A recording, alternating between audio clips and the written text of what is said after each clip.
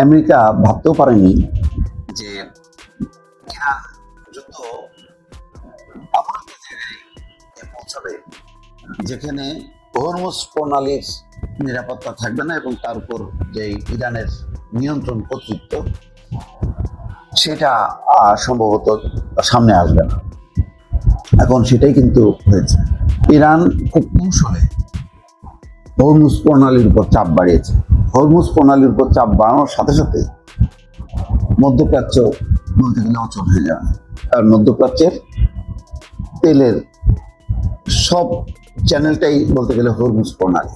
এই হরমুজ প্রণালীর সংকীর্ণ একটা প্রণালী, সেটা দিয়ে মধ্যপ্রাচ্যের সমস্ত তেল রপ্তানি হয়, যেটা এখন বন্ধ হয়ে আছে।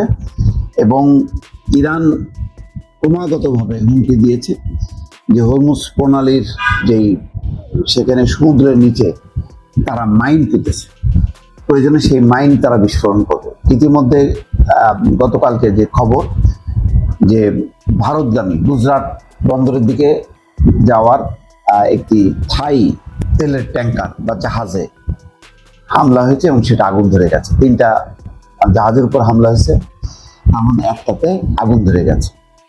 এটা নিয়ে ভারতের মধ্যে প্রতিক্রিয়া হয়েছে, যদিও ভারত খুবই বিশ্বাসঘাতকতা করেছে। ইরানের সাথে তাদের যে বন্ধুত্ব, সেই বন্ধুত্বের প্রেক্ষিতে তারা ভারত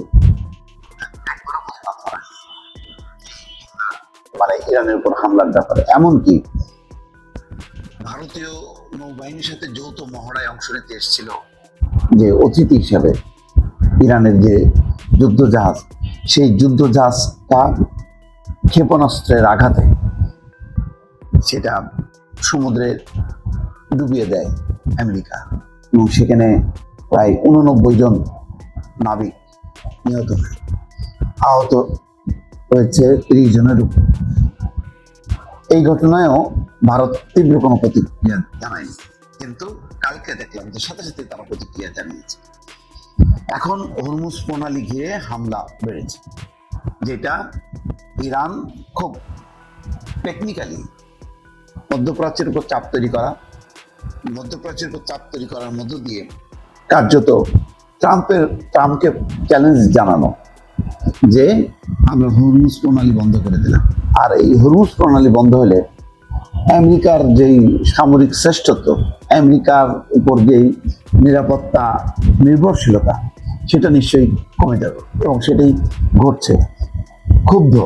দারুণভাবে ক্ষুব্ধ হয়েছেন ডোনাল্ড ট্রাম্প, এবং তারা বলেছে যে যদি হরমুজ প্রণালী ফাইনালি বন্ধই থাকে, তাহলে ইরানের উপর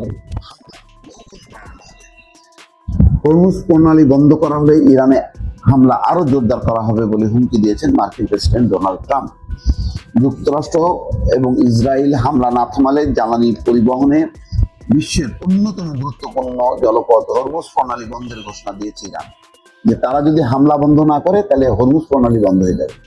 এই ঘোষণার ফলে প্রণালীটি ঘিরে উত্তেজনা আরো বেড়েছে, জলপথটি ঘিরে বেড়েছে পাল্টাপাল্টি হামলার মাত্রাও।